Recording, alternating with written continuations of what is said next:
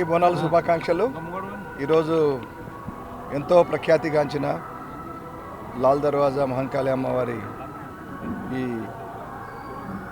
బోనాల సందర్భంగా ఈరోజు సాంప్రదాయంగా వస్తున్న రివాజు ప్రకారం శిఖర పూజ చేయడానికి ఇక్కడికి వచ్చాను. అట్లాగే ధ్వజారోహణ చేయడం జరిగింది.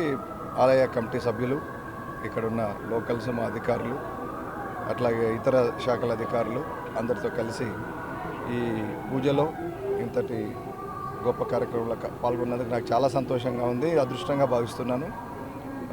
లాల్ దర్వాజా అమ్మవారి ఆశీస్సులు అందరికీ ఉండాలి. ఈ రాష్ట్రం చాలా వేగంగా అభివృద్ధి చెంది ప్రజలందరూ సుఖ సంతోషాలతో ఉండాలని కోరుకుంటున్నాను. అట్లాగే ఈరోజు కానీ రాబో రోజుల్లో వచ్చే బోనాల బందోబస్తులన్నిటి కూడా మా శాఖ పూర్తి సన్నద్ధతతో ఉంది.